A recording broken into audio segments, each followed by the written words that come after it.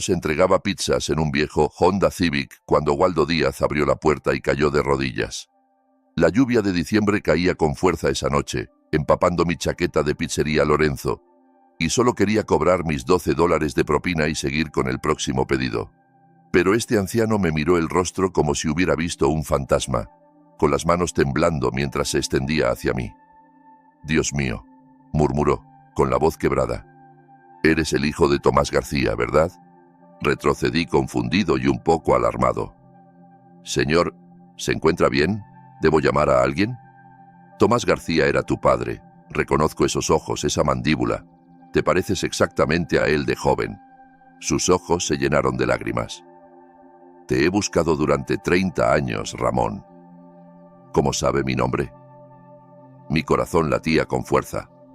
Nadie hablaba de mi padre. Murió cuando yo tenía 2 años, y mi madre se había llevado la mayoría de sus recuerdos a la tumba 3 años atrás, porque era su socio en los negocios. Fundamos una empresa juntos en 1982. Tu padre poseía el 50%. Waldo se puso de pie con esfuerzo, aferrándome el brazo con una fuerza sorprendente para un hombre de 78 años. «Por favor, entra. Lo que voy a mostrarte cambiará todo. Debería haberlo dejado». Tenía 3 entregas más enfriándose en el auto, pero algo en su voz, esa mezcla de desesperación y alegría, me hizo seguirlo al interior de su casa. Las paredes de la sala estaban cubiertas de fotografías enmarcadas y documentos. Sacó uno con manos temblorosas. 2 hombres jóvenes con cascos de obra parados en un sitio de construcción. «Ese es tu padre y yo, el día que firmamos los papeles para Desarrollos Díaz García». Mi garganta se secó. Mi padre se parecía exactamente a mí, o yo a él. El mismo cabello oscuro, la misma mandíbula fuerte, el mismo leve desvío en la nariz. Nunca le mencionó ningún negocio a mi madre, porque creíamos que habíamos fallado. La ciudad negó nuestros permisos de desarrollo. Tu padre murió 2 meses después, pensando que lo había perdido todo. Pero 6 meses tras su muerte, revocaron la decisión.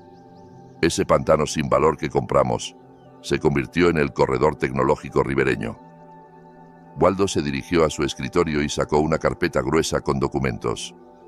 «He estado acumulando la parte de tu padre en las ganancias durante 30 años, buscándote a ti y a tu madre. Ella desapareció después de su muerte y no pude encontrarla, pero el dinero siguió creciendo. Los cheques de renta no paraban». Abrió la carpeta en un estado de cuenta bancario. El número al final hizo que mi visión se nublara. $823 millones. «Eso no es posible», dije, con la voz apenas audible. Google construyó su sede para América Latina en el lote 15. Microsoft está en el 23. 3 hospitales importantes, 47 edificios de oficinas, 2 centros comerciales, todos pagando renta a Desarrollos Díaz García. La mitad te pertenece». Mis piernas flaquearon. Me desplomé allí mismo sobre la alfombra persa de Waldo Díaz, con la bolsa de pizzas derramándose por el suelo. 6 meses atrás, había sido un exitoso gerente de logística en Industrias Aro. Tenía una casa, una carrera, respeto. Luego, mi exesposa, Felisa, se casó con mi jefe multimillonario, Vicente Aro, y destruyeron mi vida con acusaciones falsas de robo. Me pusieron en lista negra en la industria, me quitaron mi hogar, mis ahorros, todo. «Disfruta siendo un don nadie», me había enviado Felisa por mensaje el día que empecé a entregar pizzas. Ahora miraba un papel que decía que valía más que el hombre que me había destruido. «Hay algo más», dijo Waldo, ayudándome a sentarme en una silla. «El nuevo esposo de tu exesposa, Vicente Aro. Su sede corporativa está en nuestro terreno, lote 47. Ha sido nuestro inquilino durante 15 años. La habitación dio vueltas. Vicente Aro rentaba de nosotros. Todo su imperio operaba desde ese lugar, y había una cláusula que yo insistí en incluir en los contratos originales. Cualquier inquilino que violara prácticas éticas de negocio podía tener su arrendamiento terminado con 30 días de aviso. Pensé en mi hija Beatriz, luchando por terminar su carrera de enfermería porque ya no podía ayudarla con la matrícula. En mi hijo Cristóbal, ofreciéndome dinero que no tenía. En la humillación de entregar pizzas a mis antiguos colegas viendo la lástima en sus ojos. Señor Díaz, dije, poniéndome de pie lentamente. Creo que es hora de que Vicente Haro conozca a su nuevo arrendador. Waldo sonrió, y por primera vez en 6 meses sentí algo que había olvidado que existía: esperanza. No solo por el dinero o la venganza, sino por la justicia. El hombre que me había aplastado porque podía estaba a punto de aprender que el karma a veces llega con un aviso de desalojo de 30 días. 6 meses atrás lo tenía todo resuelto. 23 años en Industrias Haro me habían llevado de coordinador de almacén a gerente senior de logística, y estaba orgulloso de cada escalón que había subido en esa escalera. Mi oficina en la esquina daba a la silueta de la Ciudad de México, y mi equipo de 42 personas me había nombrado gerente del año 3 veces seguidas. El divorcio de Felisa había sido definitivo 8 años antes, y honestamente, estaba mejor sin ella. Mis hijos habían florecido una vez que cesaron las peleas constantes. Beatriz estaba en su último año en el programa de enfermería de la Universidad Nacional, sacando calificaciones perfectas y voluntariando en el hospital infantil los fines de semana. Cristóbal acababa de hacerse socio en McKenna y Asociados, el más joven en la historia de la firma, a los 31 años. Cenábamos juntos los domingos 2 veces al mes en mi casa en Polanco. Nada lujoso, pero era mía. Papá, necesitas empezar a salir con alguien, decía Beatriz, pasando las papas machacadas. Solo tienes 50. Eso es joven hoy en día. Estoy enfocado en mi trabajo, cariño. Además, después de tu madre, creo que he tenido suficiente emoción para una vida. Cristóbal se reía. Mamá era definitivamente emocionante. ¿Recuerdas cuando trató de convencernos de invertir en ese esquema piramidal? Podíamos bromear al respecto ahora, sobre la constante necesidad de Felisa por más dinero, más estatus, más todo. Me había dejado por un desarrollador inmobiliario que quebró en 2 años. Lo último que supe era que trabajaba como recepcionista en una clínica dental. Luego vino la gala de la compañía en junio. Industrias Haro siempre se excedía en la celebración anual, rentando el salón del Four Seasons, trayendo chefs famosos, haciendo que todos se sintieran como reyes por una noche. Estaba con mi equipo, disfrutando de verdad, cuando el mismo Vicente Haro se acercó con una mujer del brazo. «Ramón», tronó Vicente con esa voz que dominaba las salas de juntas, «quiero presentarte a mi prometida como se debe». La mujer se volvió y mi sangre se heló. Felisa estaba allí en un vestido de diseñador que probablemente costaba más que mi sueldo mensual. Diamantes colgando de sus orejas, esa sonrisa depredadora familiar extendiéndose por su rostro. «Hola, Ramón», dijo dulcemente. «Ha pasado mucho tiempo». «Felisa me ha contado todo sobre su historia juntos», dijo Vicente con la mano posesiva en su cintura. «El mundo es pequeño, ¿no? Tu exesposa uniéndose a la familia Haro». Mi equipo se quedó congelado a mi alrededor, todos de repente muy interesados en sus copas de champán. Forcé una sonrisa. «Felicidades a ambos. Deberíamos cenar alguna vez», dijo Felisa. «Todos como adultos. Me encantaría saber cómo están los chicos». La forma en que dijo «chicos» como si no hubiera perdido 8 años de cumpleaños y graduaciones me hizo apretar la mandíbula, pero mantuve la compostura. «Están genial. Discúlpenme. Veo a alguien con quien necesito hablar». Me alejé, pero sentí sus ojos sobre mí el resto de la noche. Mi asistente, Juana, me encontró en el balcón más tarde. «¿Estás bien, jefe?» Eso se vio duro allá adentro. «Está bien, Juana. Historia antigua. Si tú lo dices, pero ten cuidado. Esa mujer te miró como un gato que acaba de ver un ratón». Juana no sabía cuán acertada estaba. En las semanas siguientes, Felisa empezó a aparecer por todas partes en el trabajo. Pasaba a almorzar con Vicente, siempre deteniéndose en mi departamento. Asistía a reuniones en las que no tenía nada que hacer, sentada junto a Vicente, susurrándole al oído mientras me miraba. «Papá, algo anda mal», dijo Cristóbal durante una de nuestras cenas. «Te ves exhausto». «Solo cosas del trabajo. La prometida de Vicente es Felisa». Beatriz dejó caer su tenedor. «¿Mamá? ¿Mamá se casa con tu jefe?» «Está bien, solo tengo que mantenerme profesional». «Papá, necesitas documentar todo», dijo Cristóbal con su voz de abogado. «Esto huele a problemas». Mi madre, Dorotea, lo habría visto venir. Siempre había sido suspicaz con la gente de mucho encanto y poca conciencia. Ramón, eres demasiado confiado, igual que tu padre, solía decir. Tomás veía lo bueno en todos, incluso cuando no había nada bueno que encontrar. Mamá me había criado sola después de que papá muriera en ese accidente automovilístico cuando yo tenía 2 años. Trabajó turnos dobles en el Hospital General de la Ciudad de México por 30 años, poniéndome en la escuela, sin quejarse nunca. Murió 3 años atrás, pacíficamente mientras dormía, dejándome una caja con cosas de mi padre y una advertencia. El mundo no siempre es justo, Ramón, pero la verdad tiene una forma de salir a la luz. Mirando atrás, debería haber escuchado a Cristóbal. Debería haber visto la trampa que Felisa y Vicente me tendían. Pero creía en el sistema, en el trabajo duro, en la idea de que hacer bien tu labor era protección suficiente. Me equivoqué. La destrucción de mi vida ocurrió en exactamente 72 horas y empezó con una llamada a las 7:30 de un lunes por la mañana.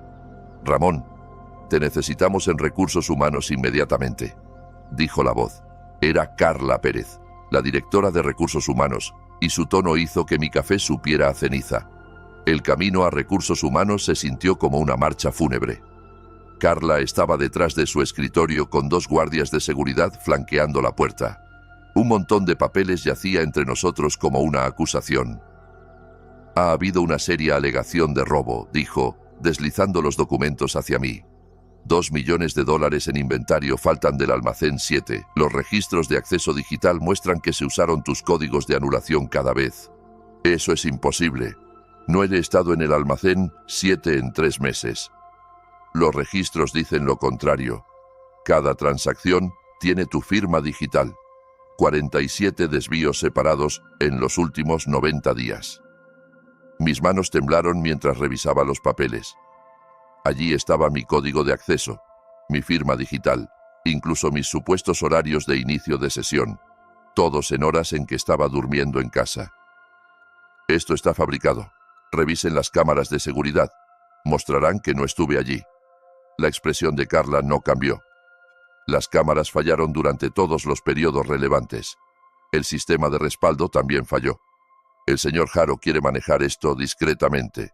Renuncia ahora, firma este acuerdo de confidencialidad y no habrá cargos criminales. Cargos criminales por algo que no hice. Quiero a mi abogado. Esa es tu elección. Pero el señor Haro esperaba evitar avergonzar a tu familia. Tu hijo Cristóbal acaba de hacerse socio, ¿no? Sería una lástima si McKenna y asociados supieran que el padre de su nuevo socio es un ladrón. La amenaza era clara. Me puse de pie. No renuncio por algo que no hice. Entonces estás suspendido, efectivo inmediatamente. Seguridad te escoltará fuera. El paseo de la vergüenza por la oficina que había ayudado a construir fue el más largo de mi vida. 42 rostros de mi equipo viéndome marchar como un criminal. Juana lloraba en su escritorio. Diego de contabilidad no me miró a los ojos. El martes trajeron a la policía. 6 oficiales aparecieron en mi puerta con una orden, revolviendo mi casa, confiscando mis computadoras, mis archivos, todo. La señora Hernández de al lado miró desde su ventana mientras me sacaban esposado. «Papá, ¿qué pasa?», sollozó Beatriz por teléfono desde su residencia. «Es un malentendido, cariño, no te preocupes». Pero para el miércoles era claro que no era un malentendido. Toda compañía logística importante en la zona había recibido un correo de Industrias Haro sobre mis problemas de integridad y la investigación en curso por robo corporativo. Mi LinkedIn se inundó de gente distanciándose. 23 años de relaciones se evaporaron en 23 horas. El mensaje de Felisa llegó el miércoles por la noche. «Disfruta siendo un don nadie, Ramón. Siempre fuiste demasiado pequeño para la vida que quería. Vicente manda saludos. Llamé a Cristóbal. Necesito un abogado que no le tema a Vicente Haro. Papá, yo te representaré. No, acabas de hacerte socio. No dejaré que destruyan tu carrera también». El abogado que contraté costaba $500 la hora. Para la tercera semana, mis ahorros sangraban. Para el segundo mes, la casa entró en ejecución hipotecaria. Las facturas legales se habían comido todo, y no estábamos más cerca de probar mi inocencia. Vicente Haro tenía un ejército de abogados y nos enterraron en papeleo. Ramón, odio decir esto, pero lo han hecho antes. admitió finalmente mi abogado. Vicente Haro tiene un patrón. 3 ejecutivos más que lo cruzaron terminaron con acusaciones similares. Ninguno pudo probar su inocencia. Entonces, ¿solo me rindo? Digo que eres David luchando contra Goliat, excepto que Goliat es dueño de todas las piedras. Vendí todo, la casa, el auto, el reloj de mi padre. Cristóbal trató de darme dinero, pero lo rechacé. Beatriz ofreció dejar la escuela y trabajar, pero preferiría morir antes que dejarla sacrificar su futuro por las mentiras de Vicente. Pizzería Lorenzo fue el único lugar que no hizo verificación de antecedentes. El dueño, Lorenzo Marelli, era de la vieja escuela. Te presentas, trabajas duro, te pagan. No me importa lo que digan los papeles. Entregar pizzas a los 50 era una humillación especial. Mi primera entrega fue a alguien de mi antiguo departamento, la segunda a un vecino, la tercera a una amiga de Felisa que rió al verme y me dio una propina condescendiente de $20. Ramón García. Diego me atrapó una noche en un semáforo, deteniéndose junto a mi Civic destartalado con el letrero de Lorenzo arriba. Hombre, oí lo que Haro te hizo. Todos saben que es basura, pero nadie lo cruza. Es dueño de media ciudad. 3 meses en esta nueva vida, había dejado de pelear. El orgullo era un lujo que no podía permitirme. Entregaba pizzas, vivía en un estudio que olía a moho y evitaba lugares donde pudiera ver gente de mi vieja vida. El hombre que había dirigido logística para una compañía de 1.000 millones ahora se preocupaba por el dinero de la gasolina. Esa noche de diciembre, conduciendo bajo la lluvia hacia Colina del Faro, pensé que había aceptado mi destino. Era un don nadie, como dijo Felisa. No tenía idea de que en 10 minutos, Waldo Díaz cambiaría todo. El pedido era para el 1247 de Colina del Faro. Una pizza grande de pepperoni con queso extra. Total 23.50, incluyendo entrega. La lluvia de diciembre martilleaba mi parabrisas mientras llegaba a la enorme casa colonial.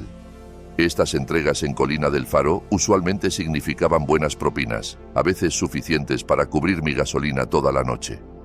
Agarré la bolsa aislante y corrí bajo el aguacero. Mi chaqueta de Lorenzo inútil contra el frío. Cuando Waldo Díaz abrió la puerta y cayó de rodillas, pensé que tenía un infarto. Luego pronunció el nombre de mi padre y mi mundo se inclinó. «Entra, por favor. Necesitas entrar», dijo Waldo, jalándome por la puerta con fuerza sorprendente. «Te he buscado 30 años, Ramón. 30 años». Su sala parecía un museo dedicado al pasado. Fotografías en blanco y negro cubrían cada superficie. Documentos y marcos alineaban las paredes y cajas de papeles se apilaban en las esquinas. La bolsa de pizzas cayó de mis dedos entumecidos mientras Waldo tomaba una fotografía específica de la repisa. «Este es tu padre y yo, 1982, el día que incorporamos Desarrollos Díaz García». Los 2 hombres jóvenes en la foto estaban frente a un vasto terreno pantanoso, cascos en mano, sonriendo como si hubieran ganado la lotería. Mi padre se parecía exactamente a mí a los 25, hasta la leve cicatriz sobre su ceja izquierda. «Tomás y yo nos conocimos en un sitio de construcción en Jalisco», explicó Waldo, sus palabras saliendo como un torrente. «Ambos éramos capataces, ambos soñadores. Pasábamos los almuerzos hablando de triunfar, de construir algo que importara. Luego salió a subasta el terreno ribereño, 60 hectáreas de pantano que nadie quería. Waldo sacó un documento amarillento, los papeles de incorporación de Desarrollos Díaz García. Tu padre reunió $50.000, todos sus ahorros más un préstamo contra la casa de tus padres. Yo igualé. Éramos socios iguales, 50 por 50. Todos se rieron de nosotros. ¿Quién construye en pantano a 30 kilómetros de la ciudad? Mi madre nunca mencionó nada de esto, dije, con la voz ronca, porque fallamos, o creímos que lo hicimos. La ciudad rechazó nuestros permisos de desarrollo 6 veces. La Junta Ambiental dijo que era humedal protegido. Tu padre quedó devastado. Había arriesgado todo. Hipotecado el futuro de tu familia en un sueño. 2 meses después, murió en ese accidente automovilístico en la Ruta 76, pensando que había arruinado la vida de tu madre y la tuya antes de que nacieras. Los ojos de Waldo se llenaron de lágrimas. Fui al funeral. Tu madre estaba embarazada de 8 meses, completamente rota. Cuando traté de explicarle sobre la empresa, me gritó que me fuera. Dijo que no quería oír más de los sueños fallidos de Tomás. Se mudó justo después de que nacieras. Contraté investigadores privados, pero Dorotea cubrió bien sus huellas. Caminó a un archivador y sacó carpeta tras carpeta. 6 meses después de que Tomás muriera, todo cambió. El Estado anunció una nueva iniciativa de corredor tecnológico. De repente, nuestro pantano sin valor era terreno prim. Los permisos se aprobaron de la noche a la mañana, pero no pude encontrarte a ti ni a tu madre para decírselo. Entonces lo desarrollaste solo. Lo desarrollé por ambos. Cada contrato, cada arrendamiento, cada decisión. Me preguntaba qué querría Tomás. Puse su 50% en un fideicomiso, recolectando rentas, acumulando intereses, esperando el día en que pudiera encontrar a su hijo. Waldo me mostró acuerdos de arrendamiento, estados de cuenta bancarios, 30 años de registros meticulosos. Google, Microsoft, 3 hospitales mayores, 47 edificios de oficinas, todos pagando renta a Desarrollos Díaz García. Los números eran impresionantes. 823 millones, dijo Waldo. Esa es la parte de tu padre hasta hoy, pero Ramón, hay algo más importante que el dinero. Sacó un acuerdo de arrendamiento específico y mi sangre se congeló. La firma de Vicente Haro me miró de vuelta. Industrias Haro ha sido nuestro inquilino ancla por 15 años. Lote 47, la joya de la corona del corredor. Toda su operación corre desde ese edificio. El arrendamiento se renueva el próximo mes. ¿Me estás diciendo que Vicente Haro renta de nosotros? De ti ahora. Y hay una cláusula de moralidad que insistí en incluir en cada arrendamiento. Cualquier inquilino condenado por fraude, robo o prácticas de negocio no éticas puede ser desalojado con 30 días de aviso. Tu padre quería negocios honestos en nuestra tierra. Pensé en el mensaje de Felisa, en ser un don nadie, en mi hija llorando por teléfono, en mi hijo ofreciendo dinero que no tenía, en 3 meses entregando pizzas mientras Vicente Haro se sentaba en su oficina sobre la tierra de mi padre, destruyendo vidas por diversión. Waldo, dije, con la voz firme por primera vez en meses, necesito que me presentes a tus abogados, los mejores que conozcas. Ya está hecho. Patricia Navarro de Navarro, Caín y Asociados. Espera tu llamada. Ramón, tu padre estaría tan orgulloso. Sobreviviste a lo que rompería a la mayoría de los hombres. No he sobrevivido aún, dije. Pero Vicente Haro está a punto de aprender lo que se siente cuando el suelo se mueve bajo tus pies. Los abogados confirmaron todo en una semana. El equipo de Patricia Navarro trabajó sin parar, verificando documentos, estableciendo mi herencia y, lo más importante, revisando cada acuerdo de arrendamiento en la propiedad de Desarrollos Díaz García. La cláusula de moralidad que Waldo había insistido era inquebrantable, escrita en lenguaje que ni el ejército de abogados de Vicente Haro podía disputar. Señor García, dijo Patricia, ajustando sus lentes mientras nos sentábamos en su oficina del centro. No solo es dueño de la tierra bajo Industrias Haro, tiene la palanca para destruirlo por completo. Toda su operación depende de esa ubicación. Solo el equipo especializado de manufactura costaría 50 millones reubicarlo. ¿Qué tan pronto podemos movernos? Ya nos movimos. Presenté el papeleo estableciendo su propiedad y envié aviso formal de que revisará personalmente todas las renovaciones de arrendamiento. Los abogados de Haro han llamado sin parar. Mi teléfono vibró. Felisa. Lo dejé sonar.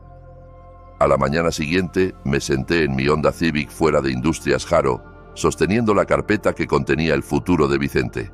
El edificio se elevaba sobre mí, 40 pisos de vidrio y acero construidos sobre el sueño de mi padre. El guardia de seguridad que solía saludarme ahora me miró sin reconocer, pero eso cambiaría en unos 30 minutos. Mi teléfono sonó de nuevo. Esta vez contesté. Ramón. La voz de Felisa estaba tensa con pánico apenas controlado. Vicente está enloqueciendo por un problema de arrendamiento. Sus abogados dicen algo sobre cambios de propiedad. No sabrás nada de esto, ¿verdad? En realidad sí, dije, viendo el Bentley de Vicente entrar en su espacio reservado. Dile a Vicente que su nuevo arrendador quiere discutir sus prácticas de negocio recientes. La reunión es en 20 minutos. ¿De qué hablas? ¿Has perdido la cabeza?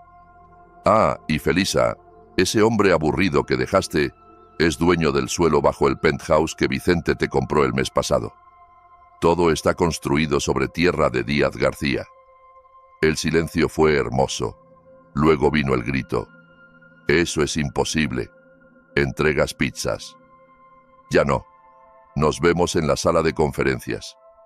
Entré al lobby en mi mejor traje, el que había salvado de mi vieja vida.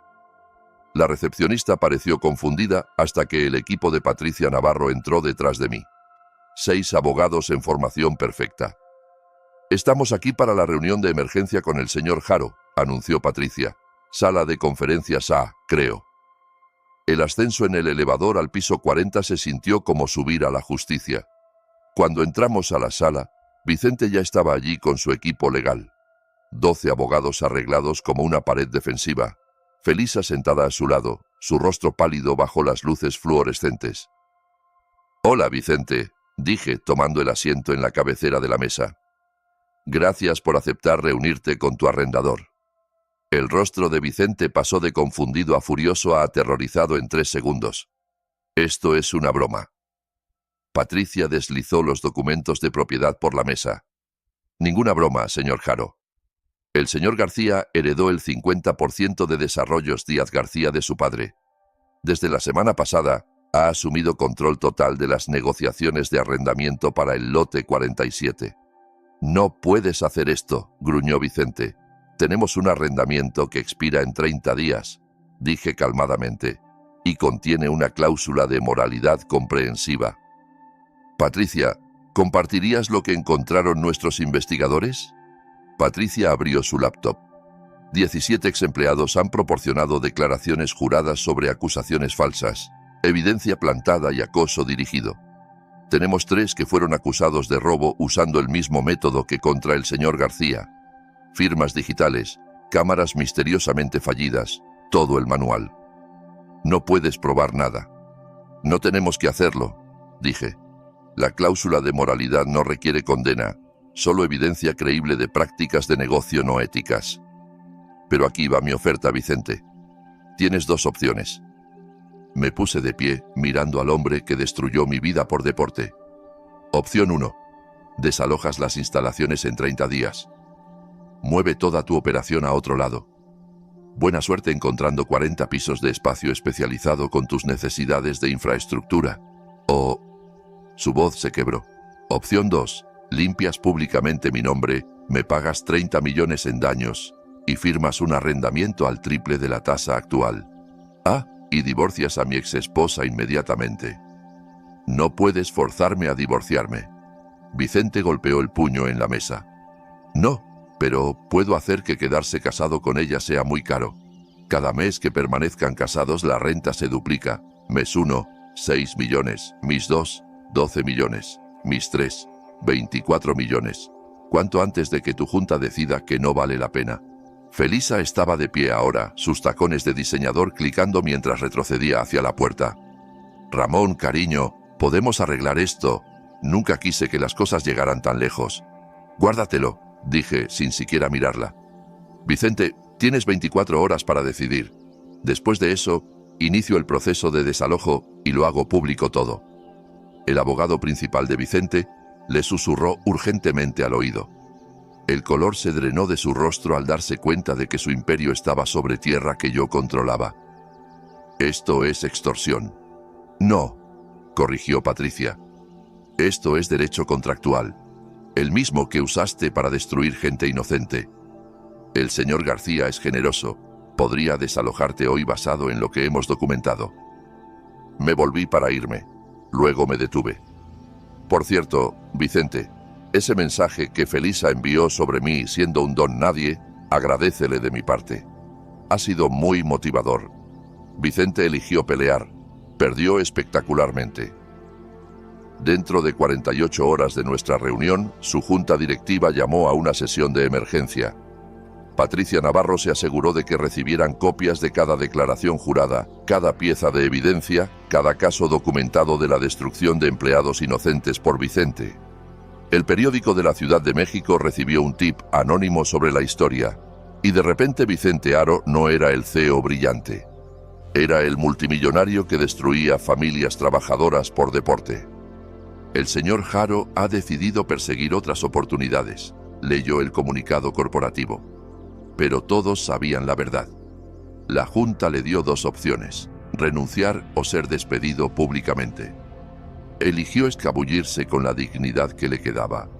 Los papeles de divorcio se presentaron en una semana. Resulta que cuando te casas por dinero y el dinero desaparece, el matrimonio también. Felisa envió docenas de mensajes, cada uno más desesperado que el anterior. Ramón, por favor, cometí un error. Estuvimos casados 20 años. ¿No cuenta eso para algo? Voy a quedarme sin hogar. ¿Es eso lo que quieres? Por favor, respóndeme. Sé que lees estos. Incluso apareció en Pizzería Lorenzo una noche. Aún entregaba pizzas los viernes, no porque necesitara el dinero, sino porque Lorenzo me había dado dignidad cuando el resto del mundo me había descartado. Ese hombre merecía mi lealtad más que cualquier título corporativo. Ramón, dijo Felisa, parada bajo la lluvia fuera del restaurante, luciendo nada como la mujer que me destruyó 6 meses atrás. Por favor, solo 5 minutos. Su pedido estará listo en 15 minutos, señora, dije, pasando junto a ella hacia mi auto. Lo siento. ¿Es eso lo que quieres oír? Lo siento por todo. Me detuve y me volví. No, Felisa. Lo sientes porque te atraparon. Lo sientes porque el dinero se fue. Lo sientes porque apostaste al caballo equivocado. Serán 23,50 por la pizza. Me tiró el dinero y se fue. Fue la última vez que la vi. Los 17 ex empleados que Vicente había destruido recibieron cada uno 2 millones del fondo de acuerdo que establecimos. Diego de Contabilidad, que había sido forzado a salir 3 años antes por cargos falsos, lloró cuando recibió la llamada. Ramón, no solo te salvaste a ti mismo, nos salvaste a todos. Waldo Díaz se convirtió en el abuelo que nunca tuve. Pasábamos las tardes revisando los viejos papeles de mi padre, aprendiendo sobre el hombre que nunca conocí. Tomás García había sido un soñador, pero más que eso, un hombre que creía que los negocios debían elevar comunidades, no destruirlas. Tu padre siempre decía algo, me contó Waldo una tarde mientras veíamos el atardecer sobre el corredor tecnológico ribereño. Decía, la riqueza sin propósito es solo papel, pero la riqueza con propósito puede cambiar el mundo. Convertimos la mitad del corredor ribereño en vivienda asequible para trabajadores desplazados. La Fundación Tomás García se lanzó con un endowment de $100 millones, específicamente para ayudar a familias afectadas por represalias corporativas y acusaciones falsas. En el primer año, ayudamos a 300 familias a recuperarse. Beatriz se graduó sin deudas y con honores. Ahora dirige la clínica médica que construimos en el norte de la Ciudad de México, proporcionando atención gratuita a familias sin seguro. Papá, dijo en el corte de cinta, me mostraste que caer no te define. Levantarte, sí. Cristóbal empezó su propio bufete, especializado en defender empleados contra acoso corporativo. Su primer caso fue pro bono, defendiendo a un conserje acusado de robo por su empleador. Ganamos. La hija del conserje me envió una tarjeta de agradecimiento dibujada a mano que está en mi escritorio junto a la foto de mi padre. Mi nieta Dorotea, la recién nacida de Cristóbal, crecerá en un mundo donde el nombre de su familia significa algo. No por el dinero, sino porque cuando obtuvimos poder, lo usamos para proteger a quienes no lo tenían. Parado en la vieja oficina de mi padre, ahora mía, Waldo puso su mano en mi hombro. Tomás estaría orgulloso, dijo. No solo reclamaste tu riqueza, reclamaste el sueño de tu padre de usar el éxito para elevar a otros. Miré la foto de mi padre en la pared, ese joven lleno de esperanza, parado frente a un pantano sin valor. Había muerto pensando que era un fracaso, sin saber que había construido un imperio. Pero más importante, lo había construido con integridad. con cláusulas que demandaban comportamiento ético, con una visión de que los negocios debían servir a las comunidades, no destruirlas. La mejor venganza no fue el dinero ni el poder. No fue ver a Vicente perder todo ni los mensajes desesperados de Felisa. La mejor venganza fue el mensaje que le envié a Felisa en lo que habría sido su primer aniversario de bodas con Vicente. Era una foto mía entregando llaves a una joven madre soltera, otra víctima de represalias corporativas, mientras se mudaba a su nuevo apartamento en nuestro complejo de vivienda asequible. El mensaje decía: esto es lo que significa ser alguien. Nunca respondió, pero el hijo de Tomás García no necesitaba que lo hiciera. Había aprendido la lección más importante de todas. A veces ser un don nadie es solo la forma del universo de prepararte para convertirte en alguien que importa, y a veces el suelo bajo tus pies no te está hundiendo. Te está preparando para elevarte. Mi padre me dejó más que dinero. Me dejó propósito. Y eso vale más que 800 millones podrían valer jamás. Si disfrutaste esta historia, por favor dale like a este video y compártelo con alguien que necesite recordar que la justicia aún existe en este mundo. Comenta abajo si alguna vez has enfrentado injusticia y saliste más fuerte. Y no olvides suscribirte a nuestro canal para más historias de gente común superando obstáculos extraordinarios. Recuerda, a veces las victorias más grandes vienen después